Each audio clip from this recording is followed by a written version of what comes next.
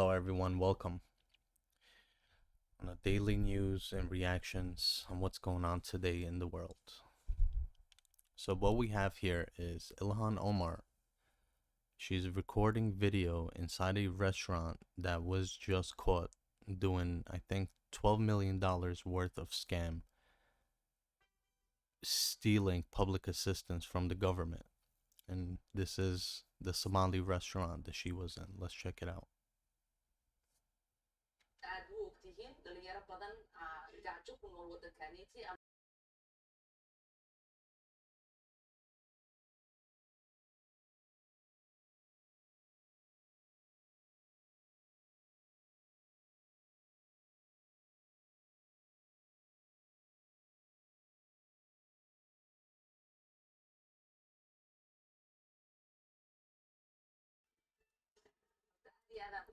Mind you, guys, that they claimed that they were feeding 6,000 people a day, and then for a few weeks now, the government has been following them and found out that in the past, I think, month or a few weeks, they only fed 40 people, but they were claiming that it was 6,000 a day. That is insane. As always, everywhere she goes, there is crime. So what we have here next, we have two Hamas members that are passing the yellow line and they're just casually walking. Let's check it out.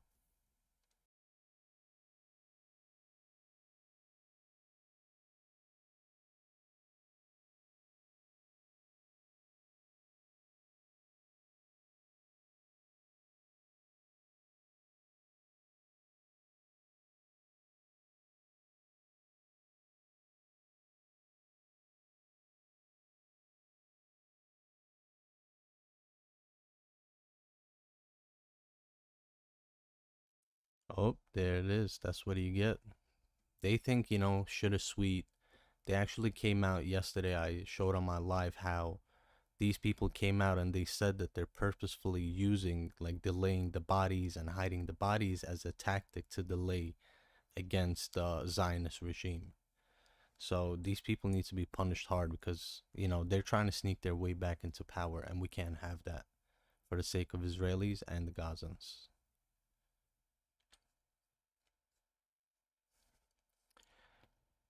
If you guys could do me a favor, please like the stream. Also subscribe if you haven't. I'm doing daily live streams on the latest news. And so what we have here is a Hezbollah engineer.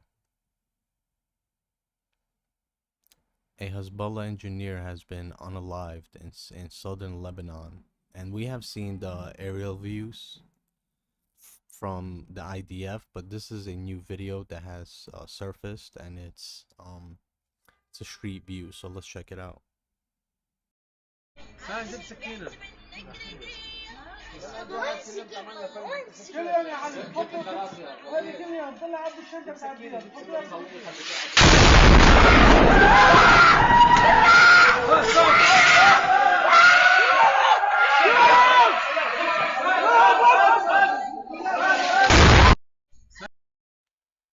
That is insane. But once again, the headlines, they're just gonna act like this was a innocent civilian that got unalived when this was a leader of Hezbollah, one of the most notorious Muslim terrorists in the Middle East. A lot of people don't realize that, and it's pretty sad how people make out the headlines to be. The same thing happened with the pager attack. When they did the precise attack against Hezbollah terrorists, the news tried to portray as if it's regular civilians, when the only people that had those beepers were the terrorists. Once again, that's BBC. We're gonna get to it, the scandal with BBC, in a little bit. So, I guess we're right up here. So this was the scandal that they got caught for, right? This is a more crisp video. I played it yesterday, but we'll play it again today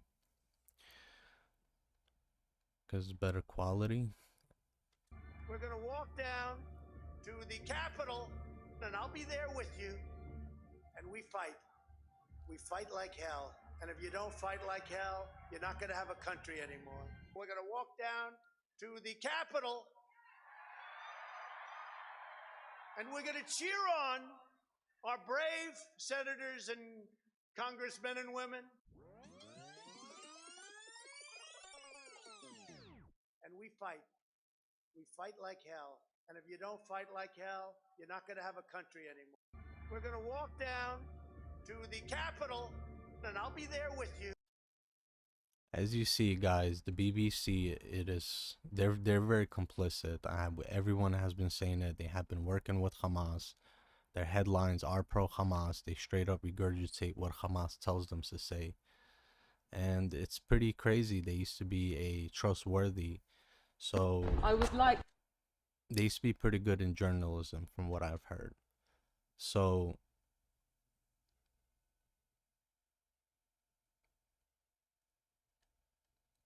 this is Deborah Turnes. She has been fired because she works with the BBC and the whole scandal. And she's saying that there's no biases, but the thing is, she got fired for the biases. Let's check out. Let's see what she has to say. It has been the privilege of my career to serve as the CEO of BBC News and to work with our brilliant team of journalists. I stepped down over the weekend because the buck stops with me. But I'd like to make one thing very clear. BBC News is not institutionally biased. That's why it's the world's most trusted news provider. Why did you fail to deal with the mistakes that were made? And see my teams. Thank you so much. Do you think that the journalists are institutionally corrupt like President Trump says? Do you think the journalists Of course our journalists aren't corrupt. Our journalists are hard-working people who strive for impartiality, and I will stand by their journalism. Is there institutional bias at the BBC? There is no institutional bias. Mistakes are made, but there's no institutional bias. But why weren't the mistakes dealt with on Trump, on anti-Semitism, on women's rights? I'm sure that story will emerge, but for now I'm going to go in and see our team. Do you think the board acted against so much? Yep, there is. Also, we're going to get to it, but there is institutionalized bias within their whole program. And we're going to see why. So, also, this is just a video to prove BBC's credibility among the people. So this is a BBC reporter, and see what he has to say. We're from Newsnight on the BBC. BBC? Yeah. No, thank you. Really? Fuck off, BBC, mate. Is that the BBC? Hey, fuck off, mate. Go in. This guy will make nonsense. Oh, the people have spoken. See, BBC, nobody trusts you anymore. Guys don't understand. So this is Jeremy Bowen. Admits he got it wrong in the Gaza BBC's Jeremy Bowen admits he got it wrong in the Gaza hospital report, but has no regrets. So that's pretty funny, because that actually backfired. Everyone was repeating their lie, right? So for those that don't know, what happened was Hamas came out and said that a hospital was hit and 500 Gazan civilians were unalived in the hospital. And the crazy part is they came out 30 minutes later and said, boom, 500, which, like, you know, it takes time to count bodies, you know. So as soon as they said that, Hamas said that, BBC just took off with it and ran, and so did the New York Times and many other legacy medias. And guess what? But this is his response. He has no regrets. These people are spreading disinformation. It is no longer just like, you know, oh, oops. No, these people are blatantly doing it, and it's pretty sad to see.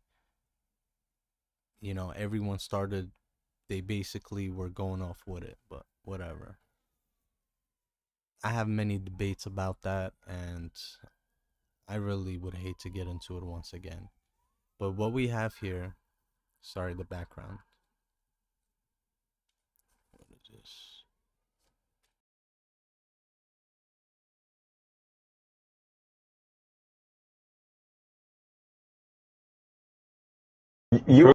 Free speech is meaningless.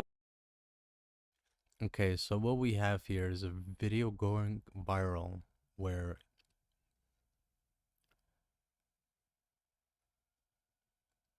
Elon Musk is going to cook the shit out of this BBC reporter, and it just goes to show how Elon Musk is like light years ahead of what we find out today, right? Let's see what Elon Musk has to say. Free speech is meaningless unless you allow people you don't like to say things you don't like. Otherwise, it's irrelevant. And if at the point at which you lose free speech, it doesn't come back. I think the issue some people have is that a lot of people were brought back. I mean, some people were brought back who were previously banned for spreading things like QAnon conspiracies. You have people like Andrew Tate who were brought back, who were previously banned for things like hate speech. Do you think you prioritize freedom of speech over misinformation and hate speech? Well, you know, who's to say that something is misinformation? Who's the arbiter of that?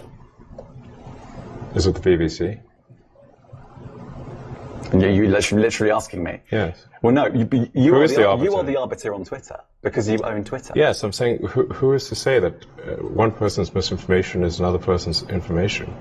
At the point at which you say that there is, this is misinformation, like, who is going to decide that? But you accept that misinformation can be dangerous, that it can cause real-world harms, that it can potentially cause... Yes, so the point I'm trying to make is that the BBC itself has, at times, published things that are false. Do you agree that that has occurred? I'm quite sure the BBC have said things before that turn out to not be true. Correct. In its, whatever it is, 100-year history, I'm quite sure. Yes.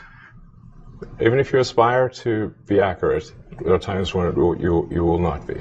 We've spoken to people very recently who were involved in moderation, and they just say there's not enough people to police this stuff, particularly around hate speech in the company. Is that what hate speech are you talking about? I mean, you use Twitter, right? Do you see a rise in hate speech? I mean, but just a personal anecdote. Like, what do you? I don't. Personally, for you, I would see I get more of that kind of content. Yeah, personally, but I'm not going to talk to the rest of for the rest of Twitter. So you see more hate speech personally? I would say I would see more hateful content in that. Content you don't like or hateful? What do you mean to describe a hateful thing? Yeah, I mean, you know, just content that will solicit a reaction, something that may include something that is slightly racist or slightly sexist, those kinds of things. So you think if something is slightly sexist, it should be banned? No, is that what you're saying? I'm not saying anything. I'm just curious. I'm trying to understand what you mean by hateful content, and I'm asking for specific examples. And you just said that if something is slightly sexist, that's hateful content. Does that mean that it should be banned? Well, you've asked me whether my feed, whether it's got less or more. I'd say it's got slightly more. That's why I'm asking for examples. Can you name one example? I honestly don't use. Honestly, I don't. You can't name a single example. I'll tell you why. Because I don't actually use that for you feed anymore. Because I just don't particularly like it. But you said actually, a lot of people are quite similar. I only look at hang on a second. You said you've seen more hateful content, but you can't name a single example, not even one. I'm not sure I've used that feed for the last 3 or 4 weeks. And then how did you see the hateful content? Because I've been using Twitter since you've taken it over for the last 6 months. Okay, so then you must have at some point seen for you hateful content. I'm asking for one example. Right. And you can't give a single one. And I'm saying I say, sir, that you don't know what you're talking about. Really? Yes, because you can't give me a single example of hateful content, not even one tweet, and yet you claimed that the hateful content was high. Well, that's false. No, what I claimed... You just lied. What I claimed was there are many organizations that say that kind of information is on the rise. Now, whether it has on my feed or not... I mean, right, and literally if you look at something like the Strategic Dialogue Institute in the UK, they will say that. So look, people will say all sorts of nonsense. I'm literally asking for a single example, and you can't name one. Right, and as I've already said, I don't use that feed. But then how would you know that? I don't think this is getting anywhere. You literally said you experienced more hateful content, and then couldn't name a single example. Right, and as I said, that's absurd. I haven't actually looked at that feed. Then how would you know there's hateful content? Because I'm saying that's what I saw a few weeks ago. I can't give you an exact example. Let's move on. We only have a certain amount of time. Wow. COVID misinformation. You changed the COVID misinformation. Has rules. BBC changed its COVID misinformation? The BBC does not set the rules on Twitter, so I'm asking you. No, I'm talking about the BBC's misinformation about COVID. I'm literally asking you about, you changed the labels, the COVID misinformation labels. There used to be a policy, it then disappeared. Why do that? Well, COVID is no longer an issue. Does the BBC hold itself at all responsible for misinformation regarding masking and side effects of vaccinations, and not reporting on that at all? And what about the fact that the BBC was put under pressure by the British government to change its editorial policy? Are you aware of that? This is not an interview about the BBC. Oh, so. You thought it wasn't?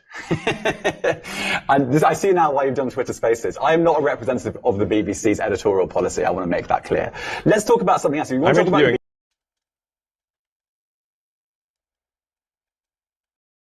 Oh, damn. He got cooked. Huh. See, these people, when they get put on the spot, it is just so lovely. So what we have next here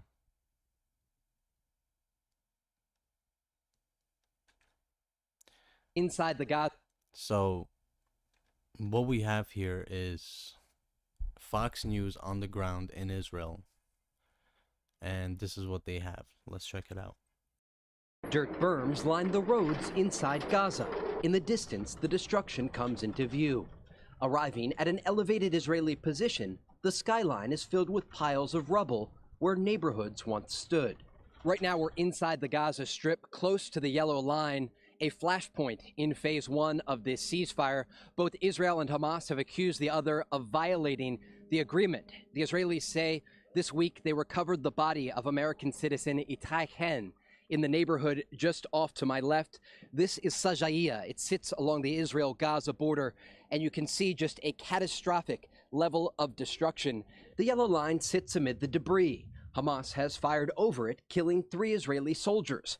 The IDF has shot anyone who approaches the demarcation zone, including both militants and Palestinian civilians. The yellow line, or the so-called yellow line, is being put and saying that people are prohibited to approach. Mosa al-Madhoun says. Yeah, the problem was that he was reading a translation of that Arabic dude's words, and it just sounded like he was reporting in that way. I just wanted to make it clear that he was just translating his words.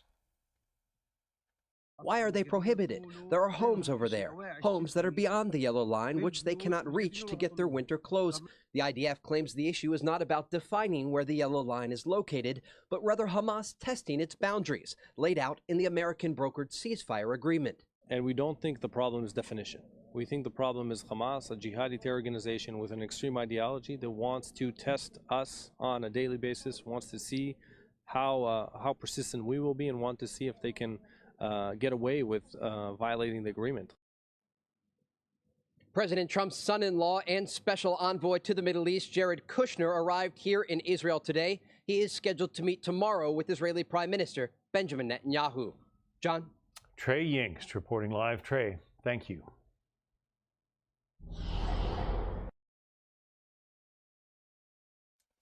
So once again, these people are just trying to bide their time, and I can't wait for Donald Trump, our president, to basically get ready that plan, because what Trump has been planning is, I think he said it's going to take a month or two for them to have that force that is going to fight off Hamas that's behind the yellow line. And I think that's very important. And one of the most important things he said is that it's not going to be a peacekeeping force. It is going to be a offensive force. Basically going to be the cleanup crew. I don't know why. I think, the best people to do it should be Israel, because those people, like, Hamas fights dirty. So I guess Trump is gonna get some badasses on that. Let's go to the next story and what we have here. All right. All right, all right, all right. So what we have here is we have British people that is protesting, just waving their flags, having fucking Tifa, and they're just walking down, and they get attacked by Islamists. Let's check it out. He's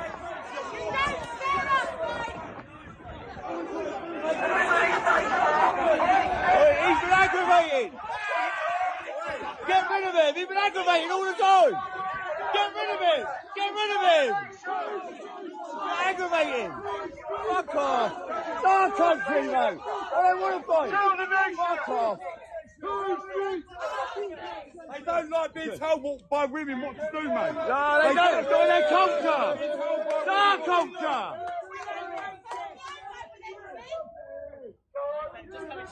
No, you're fine. You're trying to keep them under control. Never trust a lesson with your kids. Termination! Deportation! Termination! Deportation! Termination! Deportation! Termination! Deportation! Deportation! Termination! Terrorist scum!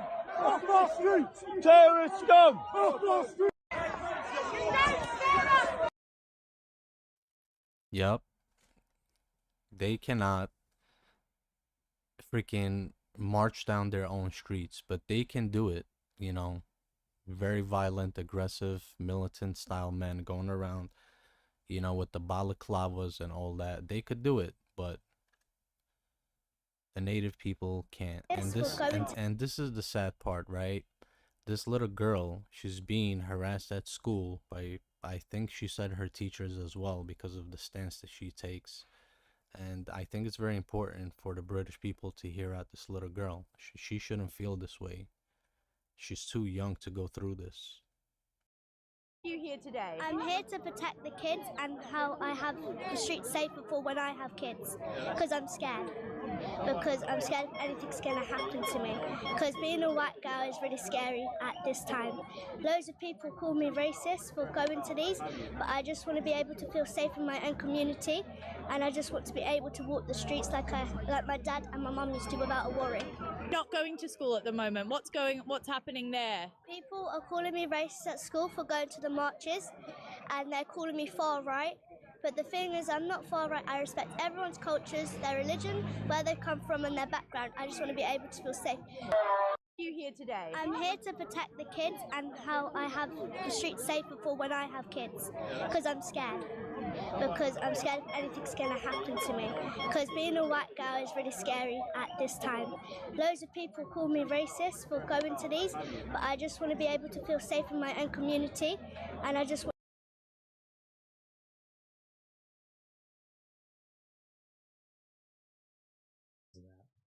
documentary. Okay. So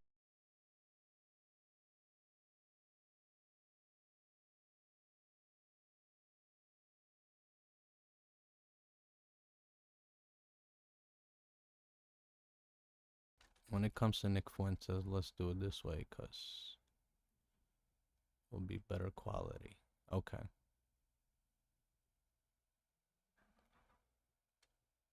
So what we have here is Nick Fuentes. Nick Fuentes here is talking about how he introduced the fact that he's a Hitler-loving person to his mother, and this was his mother's reaction. Let's check it out. And this is the people that Candace Owens and Tucker Carlson is basically helping. And they say that since they're being called out, that this is anti-Semitism, that this dude is not anti-Semite. Let's check it out for ourselves. I came home, I told my parents, I'm like, Mom, Dad, the Holocaust didn't happen. And they were like, we did not raise you this way. I remember coming home from college, and my second semester, I got home in the spring and I was like, Mom, Dad, Hitler was awesome. Hitler was right. And the Holocaust didn't happen.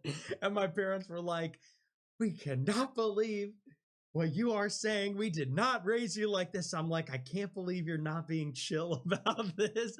I was like shocked because my parents aren't even that political. I mean, my parents are like,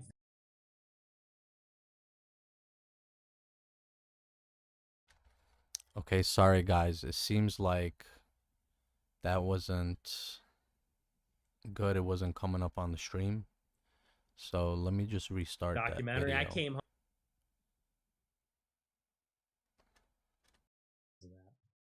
Documentary. I came home. I told my parents, I'm like, Mom, Dad, the Holocaust didn't happen. And they were like, we did not raise you this way. I remember coming home from college and my second semester, I got home in the spring and I was like, Mom, Dad, Hitler was awesome. Hitler was right. And the Holocaust didn't happen. And my parents were like, we cannot believe what you are saying. We did not raise you like this. I'm like, I can't believe you're not being chill about this. I was like shocked because my parents aren't even that political. I mean, my parents are like vaguely conservative, like boomers are. And I thought they'd be down to fuck about it. I was like, yeah, guys, guess what? You're never going to believe what I discovered. And they were so not cool about it. They were pissed. They were like, we will not tolerate that in our house. I'm like, they got you too. They got to you too. I remember being like, and I fought with them for a long time about that. That's why I tell you don't red pill your parents, because I played that game. I was like, Mom, Dad, you don't think it's a little bit weird that we can't criticize Jews? You can talk about anything else, anybody else, any other event, but you talk about this one, they were not buying it. They did not bite. Okay, I'll bite. They did not bite. It's pretty crazy. He tried to basically get his parents to be Hitler-loving people, and they turn out to be decent people. And the reason why I brought this up is because, people like Candace Owens is literally coming out and making it out to be that Ben Shapiro doesn't have a right to call this dude an anti-Semite. He is way beyond being anti-Semite. Like, this dude is a Hitler-loving white nationalist, and we have people like Tucker Carlson and Candace Owens trying to gaslight us. That's what they do. They gaslight you, saying, oh, everything is anti-Semitism. Can't stand her. Actually, I'm about to make a video. I think I have proof that she says Israel on purpose. I have video of her where she can't normally say Israel, but she chooses to say Israel. I hate it when she does that, to be honest. So we have Bridget Gabrielle, and she has some words of wisdom to tell us. I think we should hear her. This has been coming for a long time. In business, we say an overnight success takes 20 years. New York didn't get here all of a sudden. This has been brewing. And when you realize that the majority of the people who voted for him were not even born in New York, 20% of them do not even speak good English or English at all. And so you realize we have a problem in this country, and this is the result of uncontrolled immigration and migration, the result of uncontrolled borders, the result of lack of education about the difference between capitalism and socialism and Marxism. Because, in our public schools, while the older generation understands how bad socialism is for you, the younger generation has never been taught about socialism. They think it's cool. And now we are seeing the results. This has been coming for a long time. I agree with her, and the people that use that the most is not just the socialists, but the Islamists also. They're not being taught about socialism and about all of these important things, and now we see the results. I think we need more education. That's the only way to win this war, because they are on a mission to spread mass disinformation, and we just played the videos about BBC, all of this legacy media that is spreading mass disinformation on purpose. They work for Hamas. Sorry guys, that was spam. If you guys could do me a favor, please like the stream. Also, please subscribe if you haven't yet. I'm doing daily news, So this is, let me close the door, guys. There's like background noise. Somebody open the door.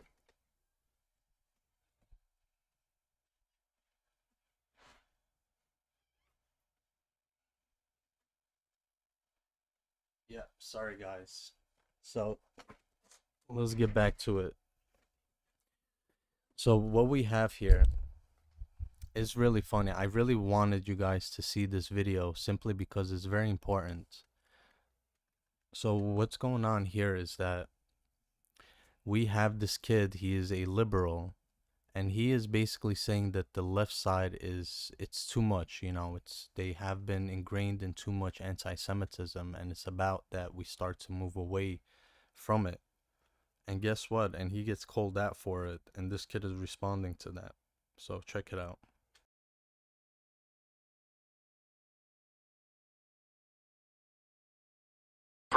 Infiltrate the American political. If you're a Jew, say the more that Nick Fuentes and his groypers infiltrate the American political system, we have to stop with Israel being such a key focus of our party. You don't fucking get it, do you? I actually do get it, and I get it better than you do. Here's a sped up version of his point. Israel and Zionism is promoting the rise of the far right-wing anti-Semitism. Because the more anti-Semitism rises, the more Israel can point to how much it needs to commit ethnic cleansing to protect Jewish people. Zionism is and has long been a very anti-Semitic ideology. If we allow Israel to keep committing war crimes in the names of Jewish people, rather than criticizing it for what it fucking is, which is an ethno-nationalist colonial project. He says some other stuff at the end unrelated to Israel, which I'll cover later, but let's talk about this. First, he dishonestly edited my video. I clearly said I support Palestinians, which he did not leave in. But on to the main point. Is Israel causing anti-Semitism?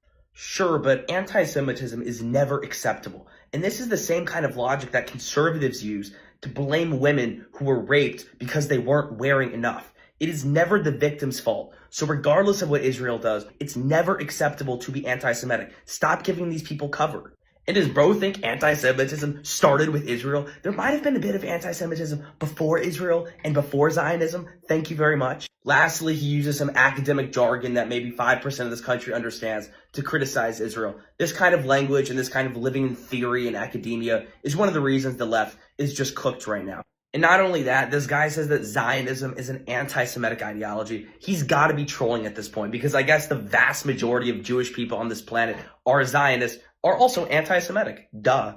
Stay tuned for another response tomorrow. If you're Jewish or say the more that this speaks volumes simply because this dude, right? He tries to act like it's all about the Zionists and not about the Jews. And now he is trying to say that it's the Zionists that created anti-Semitism that is coming out of their side. And it is pretty insane, like, how these people think.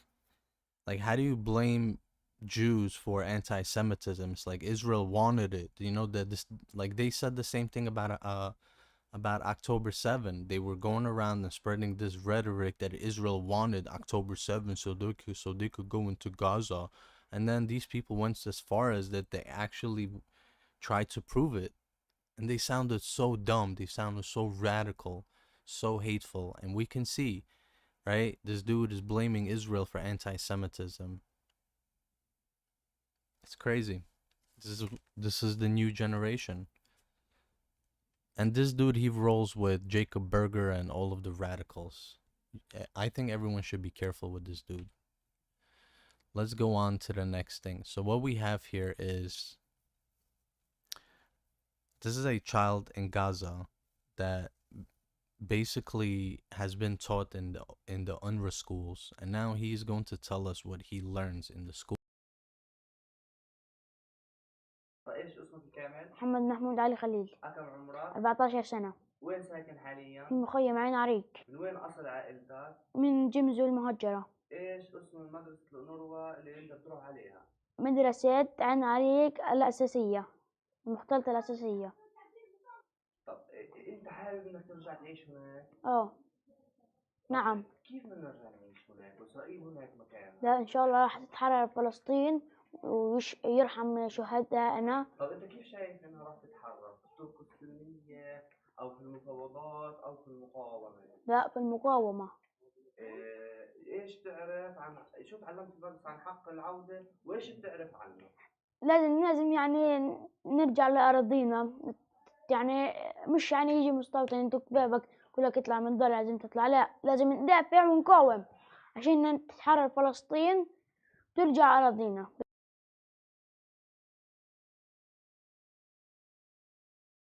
ايش اسمك الكامل؟ محمد محمود علي خليل. كم عمرك؟ 14 سنة. وين ساكن حاليا؟ في مخيم عين عريق. من وين اصل عائلتك؟ من جمزو المهجرة. ايش اسم مدرسة الأونروا اللي انت بتروح عليها؟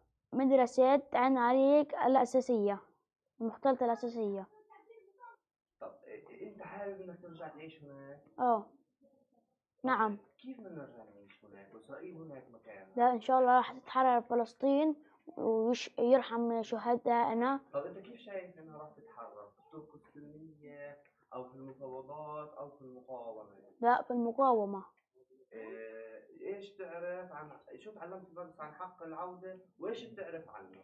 لازم يعني نرجع لأراضينا، يعني مش يعني يجي مستوطن انتو كبابك كلك يطلع من دول لازم تطلع، لا لازم ندافع ونقاوم عشان تتحرر فلسطين ترجع أراضينا بإذن الله تعالى. احنا بنشوف انه الهجوم اللي صار مثلا على اسرائيل في 7 اكتوبر والتطورات اللي صارت بعديها، بنسمع انه حزب الله مثلا بقصف وايران بتقصف. هذا الاشي احنا بنشوفه كفلسطينيين انه مرتبط بحق العودة. نعم. ليش احنا بنشوفه مرتبط؟ عشان يعني بدافع عن أرضنا، ويعني لما ندافع كل ما ندافع عن أرضنا كل ما زادت يعني العودة. طب انا مثلا يا محمد لما احكي لك حرب وحماس واسرائيل وقصف وجوع وشتات وهجرة ونزوح، ايش بيجي على بالك؟ ايش افكارك؟ بيجوا أهل غزة الله يرحم شهدائنا طبعا. يعني انت يا محمد بتشوف انه في مكان لليهود، انه في لهم مكان في المسجد الاقصى؟ لا، ولا يمكن إن هذه الأقصى لفلسطين بإذن الله تعالى راح تتحرر، راح يجي يوم تتحرر فلسطين بإذن الله تعالى. حكيت الأقصى. طب إلهم الحق إنهم يكونوا موجودين بفلسطين؟ مش يعني إن شاء الله بنمسحوا عن كل فلسطين بإذن الله تعالى، راح ترجع الأرض تاعتنا، نرجع على الأرض الأصلية. ممكن إنه إحنا نجي نقسم القدس بين اليهود والفلسطينيين؟ لا، مش راح يرضى، إحنا مش راح نرضى ولا يمكن راح نرضى. هذه القدس إلنا يعني إلنا، مش راح نتخلى عنها. فداها للأقصى بنعطي روحها عشان ما تروحش لليهود، هذا إلنا يعني إلنا. طب بالك يا محمد شو الحل للقدس؟ حل القدس إن نقتل اليهود، نتخلص من اليهود. أنت شو حابب تشتغل باستكبار؟ استكبار إن شاء الله مقاوم.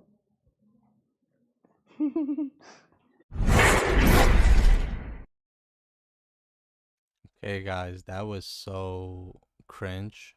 And the craziest part about this is that UNRWA is back. Why did they allow UNRWA to go back? UNRWA just opened up schools. Again, they're back. And this Shmerism and this type of ideologies is not going to stop until we get rid of UNRWA. UNRWA is the main reason why these kids were raised this way, is because UNRWA teaches them that you're not happy with what you have until you take over the whole land. It's like you're from Tel Aviv, this and that, you're a refugee until you go back and take it over. That's all it is. It is basically a education for so-called resistance. I think it's pretty insane to let them continue. But anyway, this is what I really wanted to get into. It's a little bit longer. I think her speech is like 15. No, it's very short. But the thing is that after the Canary mission came out about this Zohran Mamdani's Linda Sarsour, they deleted this podcast because they know, right? This is CARE. This is Muslim Brotherhood. Straight up. This is how deep these people go. So it's a fact that Zora Mamdani works for CARE, which is Muslim Brotherhood, Linda Sarsour, and the things they say in here is the Muslim Brotherhood's whole plan to take over America. And once Canary Mission brought attention to this interview, they actually took it down. So good thing that Canary Mission actually downloaded it before they took it down, so now we could check it out. I'm only gonna play her part because that's the most important one. Sorry about the background noise. Let's check it out. I'm going to run through quick my affiliations because I think folks here already explained C3, C4 as best as possible. I think Dilar did a great job in Bassem kind of showing you the connections of these organizations, who can communicate, who can't. So I'm the co-founder and executive director of Empower Change. Empower Change basically is like the Muslim version of MoveOn.org. About a decade ago, I brought some Muslim organizers together and I was like, what's missing in our community? And what was missing is a progressive online voice on issues like immigration, issues around climate, issues around just foreign policy. We just didn't have an online voice. So I built a digital platform that is a petition platform, and one that also can target CEOs, corporations. It can target local city council members. I can help you start a campaign in your community where people can send letters directly to members of Congress, so that people are actually seeing us. Our platform is not spam, so some of folks do these platforms, but they go into a spam folder.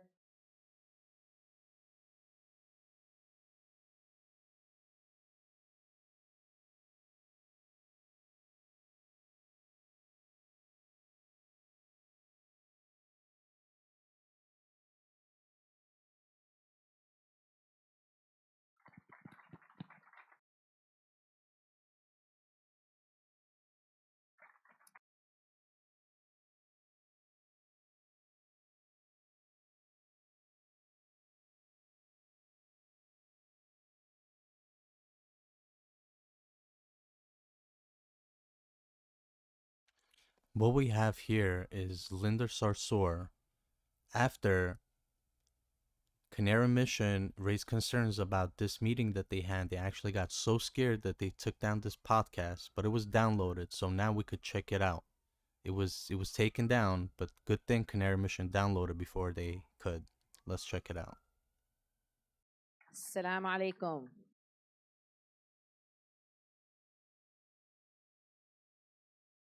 Raised by 71 votes. So imagine if we hired 50 canvassers, right? So I'll stop there and I'm sure we'll continue.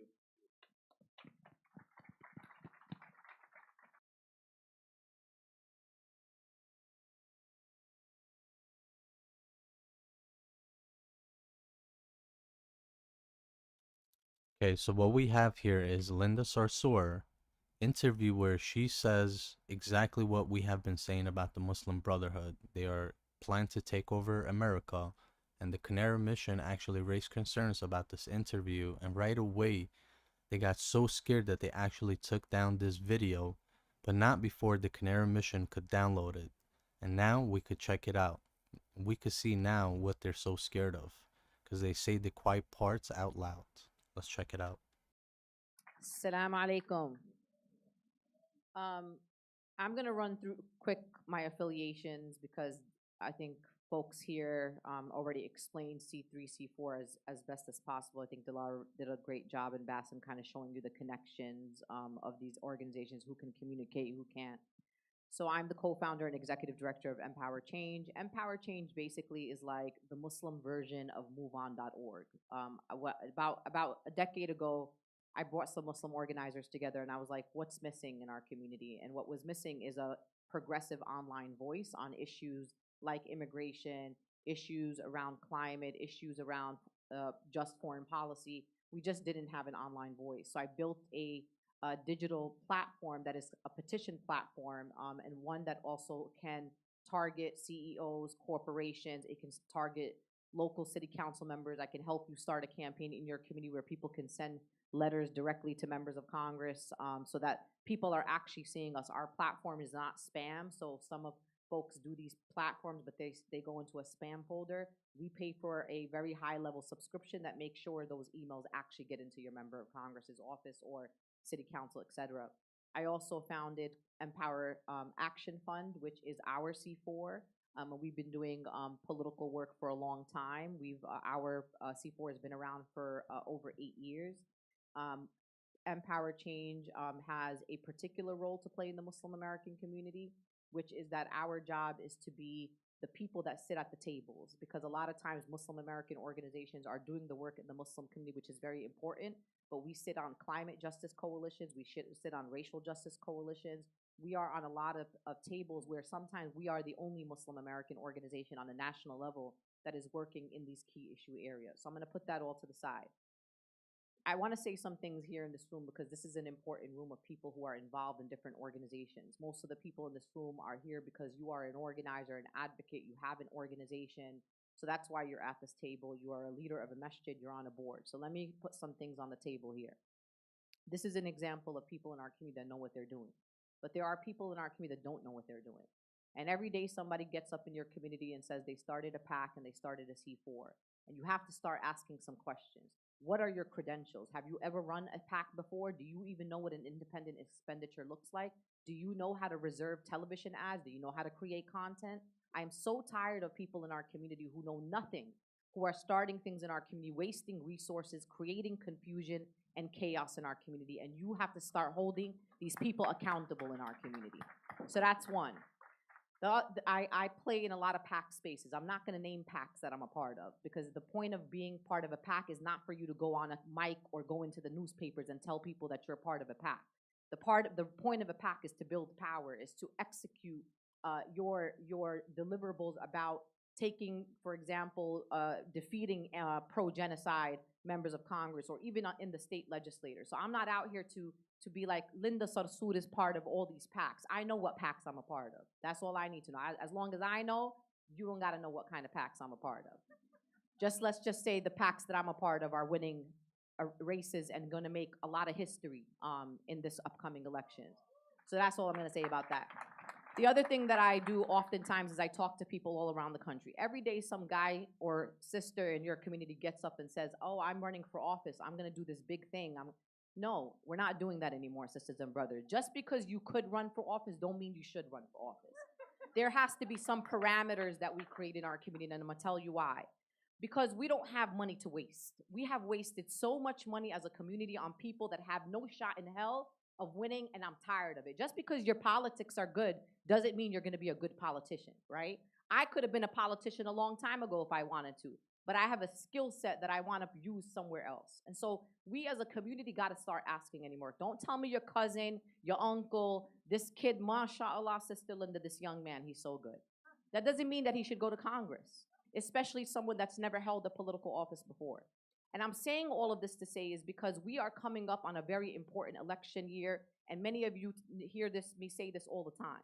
This is an actual important election year, because we've only been 9 months into this administration, and what you need to do right now is we got to flip this Congress, just so that at the minimum, we are a block to this administration legislatively until, inshallah, we figure out how to do something different than what we have right now.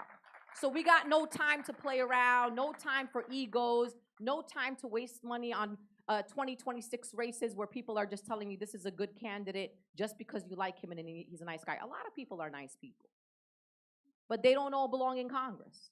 They don't all belong in the governor's house. They don't all belong in places. And if you have a candidate in your community that is running, please call me. And I'm going to tell you, based on data and polling and patterns of voting in that district, demographics of that district, whether or not your candidate actually has a shot. I'm not going to call out names in this room, but some of you have put some money on some big losers.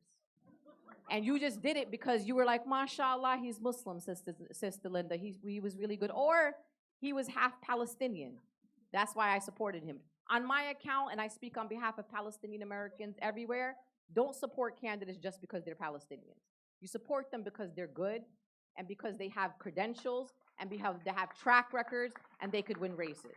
So I'm saying this all to you, guidelines. Follow experts in our community. I'm going to bring you over here. we're in 2025. And everybody's saying bad things are happening. You heard the lawyers, they're kidnapping the people, they're doing all the things. God knows what's going to happen to some of us in this room. Part of it was because in 2024, people in our community didn't want to listen to the experts. You were listening to people on the internet, people who had big platforms that never engaged in politics ever. But because somebody told you to be mad at genocide and told you what to do with the rage you had about genocide and actually thought that we're now in a better place. MashaAllah, you ended a genocide and because of your choices that you made in 2024. Sisters and brothers, there are people in our community that have built their credentials. They have a proven track record to you. You know what they know, and you know how they got here. So why would you be listening to some people who woke up one morning and started telling you, vote this way, vote that way? But Sister Linda, whatever she says, let's put that to the side. But this guy right here, this man that's got a little started an Instagram account, we're going to listen to him. Oh, Sister Linda, we're going to do third party. What did you do for the third party? When were you ever involved in a third party? Have you ever registered people for a third party before? Have you ever worked within a third party? All of a sudden, mashallah, in 2024, everybody was like, Sister Linda, we're doing third party. What did the third party do for you? What relationship did you have with that third party? And here we are now, reaping what we kind of sowed. Part of us. We're not the only ones. Let's be clear. This is not a Muslim, Arab, Palestinian problem. But people who often, one last thing that I'm going to say too about our community as we get into 2026. Sometimes the Muslims can be very selfish. And that is not inherent to our nature and who we're supposed to be. And shame on us when we only think about ourselves and don't think about our neighbors. So for example, we have Muslims in our community who will tell you, we will not support this candidate because we don't agree with them on one issue. You agree with them on 9 issues, but you don't agree with them on one issue. So you're willing to throw the baby out with the bathwater because you're so selfish because you don't agree with a candidate on one issue. Sisters and brothers, shame on us as a community. When you're watching our immigrant neighbors getting snatched up off the street because you care about this one issue that the politician doesn't care. This is not how it's going to work, sister. Or you don't want to vote for someone because of X reason, but then the opposition is saying we're going to kidnap the immigrants, we're going to defund the hospitals, we're going to defund public education, we're going to do all these bad things, but because you're so self-righteous and you don't agree with the politician on one issue, you're willing to sacrifice that moment and sacrifice your neighbors. Sisters and brothers, that is not who we are as Muslims. Justice is not just us. And I say that to you as a Palestinian watching a genocide, that you better believe I care about my immigrant neighbors. I don't want to see, sisters and brothers, I have 2 mothers in my ear at night. 2 mothers. One is a mother in Gaza crying for her children, and one is an immigrant mother at 26 Federal Plaza that goes to her appointment and ICE agents grab her while she has a stroller and is screaming for her children. Those are the 2 mothers that move me every single day. So you all better get it together.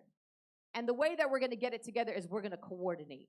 And we're going to organize together whether you like it or not, because the people of Gaza deserve that. And our neighbors in this country deserve that. No more egos, no more, I want to be the president, I want to be the chair. And I said this yesterday, I'll be the janitor. I don't care. This title thing that we do in the Muslim community, you're learning that from the monarchies in the Muslim countries and then the Arab dictatorships. We don't do that here in this country. That's not why our families came to this country. We came to do democracy, to participate, to use our Islamic values of taking care of the most marginalized people in this country. Our job as Muslims is to alleviate poverty, is to feed our neighbors. So you could preach and pray at the masjid all you want, but if you're not actually taking your faith to your communities and making sure your neighbors' lives are better, then you're not doing Islam right. Lastly, I'll say this to the masajid. We have some of the most cowardly people in our community who follow a faith full of warriors and courageous people, including our beloved Prophet Muhammad, may peace and blessings be upon him. Speak truth to power is what our faith teaches us, right? To speak up against injustice, even if it's against our own parents. But then you'll have an imam at the masjid telling us, Sister Linda, we don't do politics here.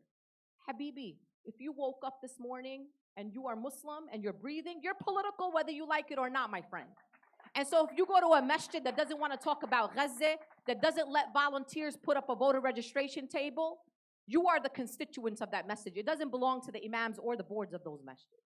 So you either tell the people at the masjid to get themselves together to defend our people, or you take yourself and go pray at another masjid that actually is doing Islam the right way.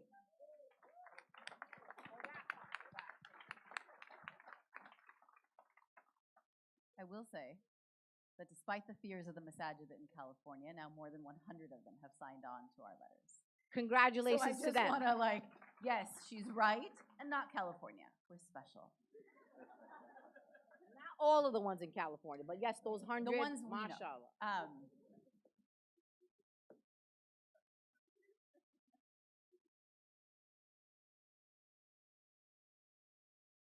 I just spent a week at a retreat where we've been talking about the next 7 generations of this work. And it's so important that we're looking at the next 18 months, but also that we're thinking of the next 7 generations. And so with that context in mind, without making it an endorsement that will have the IRS run in and rush the stage, would each of you share one race that you are following? Yeah, we're not gonna watch them. So it's pretty crazy how they say the quiet parts out loud. But yeah. So that's that. Let's see some trending topics.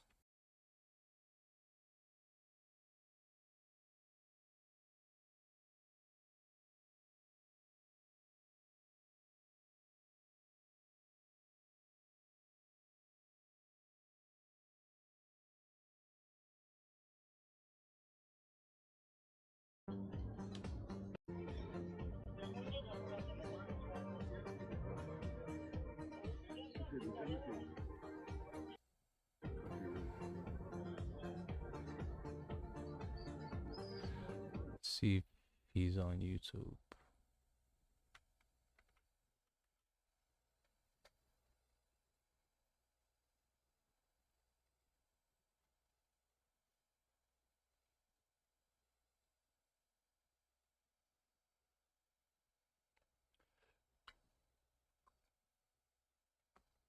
Come on.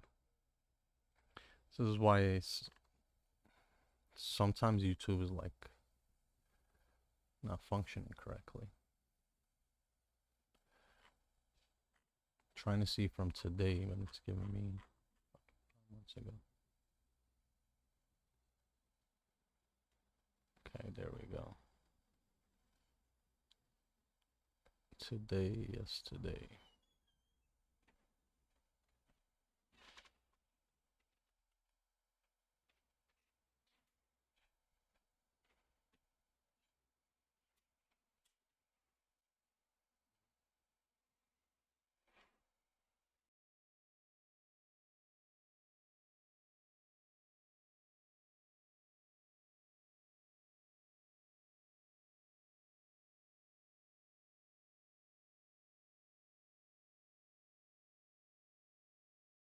I think I'm just gonna end it here.